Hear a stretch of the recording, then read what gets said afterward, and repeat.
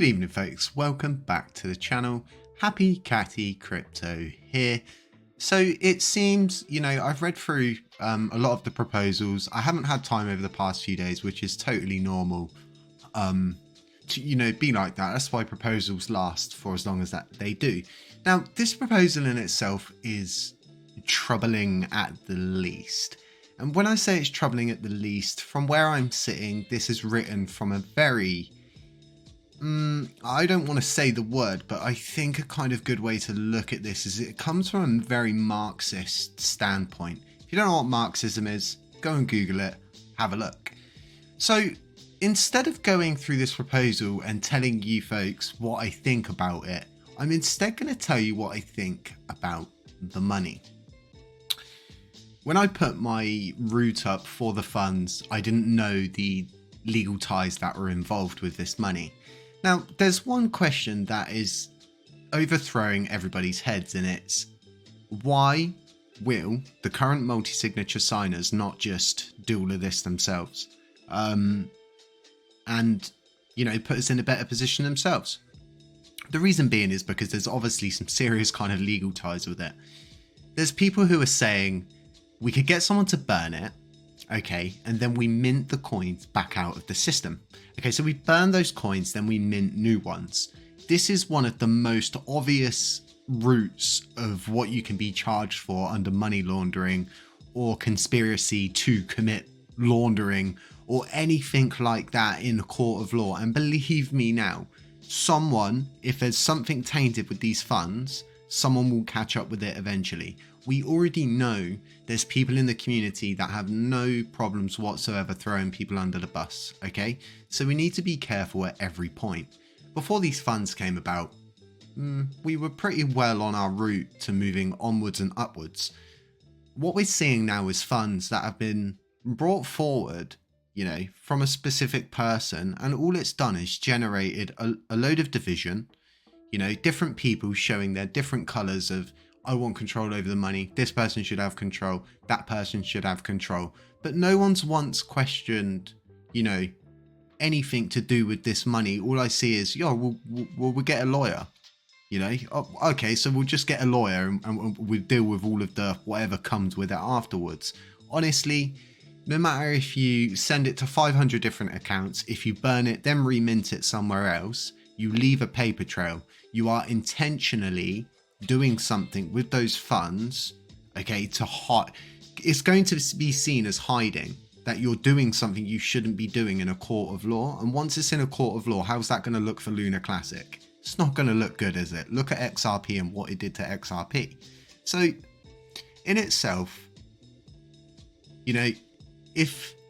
and you've got to remember right now, this proposal's up as well as this proposal, and both of these proposals therefore contradict each other. And it's that bad with people not actually reading proposals that in our own Telegram group currently, everybody's voted yes to this and yes to this. And it's like, all you need to do is go through and read this and understand that, I don't always agree with certain things people have said, but does that give anybody the right to say, if we give you a payout, you can never ever come back to this blockchain? You can never ever put a proposal up? No. Because it's a free system, okay? We can't prevent anybody from doing that. That's the exact reason why we can't prevent KuCoin doing, what they're doing. Another issue I find with this is it brings in people into perspective in this that, as far as I'm aware, don't want any involvement in it. Terra Rebels of 100%, they've removed themselves from this money. They want nothing to do with it. So at this point right now, whoever's fighting to get this money is doing it for their own benefit. If you scroll to the bottom of this, okay, and it's very interesting. There's a lot of I've never heard of any of these people. I've never heard of this club. It's like I said, it was troubling at the very least, and paying people's finder's fees are, a big no-no in my eye. So in the normal kind of subcontracting world, right, you don't get paid before, say, I don't know, what can we use? A car delivery person, Okay, in the UK, there's people that have special license plates to deliver cars, right? They get paid once they've delivered the car safely. Yeah, they get paid once they've done the job. And that's how it works. When I was working in structural engineering, we would provide the drawings. We would then go and fulfill the job, make sure that it was all done, it's all met all the health and safety requirements, and then we put in our invoice to get paid once the work is done properly. And even this, with all of these kind of back and forth, sitting on, both sides and saying, well, yeah, this is good this way, that's good that way, ultimately not one of these proposals even blinks at the Oracle rewards pool. And I mean, the Oracle rewards pool is the future of this blockchain, and there's a lot of justifying, oh, well, we're going to give more to certain validators. We're just going to ignore the ones that have actually, really supported this community and got us to where we are. You can't favor one group over the other. It just doesn't work like that. And it's not fair. Okay. You can't fight fire with fire. So my honest opinion from where I'm sitting with this proposal, and I don't know who's behind it, but I kind of have had a idea of who's behind it, and someone actually tweeted about this earlier, which I found quite funny. So in itself, I would say this is a big no-no from me, and anybody who's voting yes to this clearly has not read through this, has not read the fine lining, has not even gone through and read the comments from Terra Rebels representatives stating they want nothing to do with the money. And anybody trying to tie them into it is, talking out of their backside. And it's as simple as that. They don't want this money because then they become, what's the best word? They become responsible for the chain. They can be held accountable. You'll be able to pin something on them. And the money's tainted from the top to the bottom. And all it's ever brought to this community is, toxic individuals seeking, to, more or less, guide this whole community under one banner and kind of have the say and sway over everything. And it just doesn't work like that. And I've seen people lobbying validators.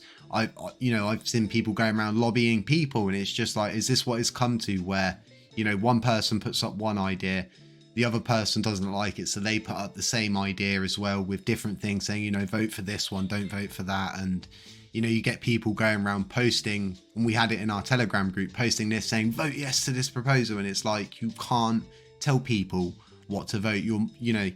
You're welcome to your opinion. You're welcome to tell people your opinion, but you shouldn't be guiding people's votes.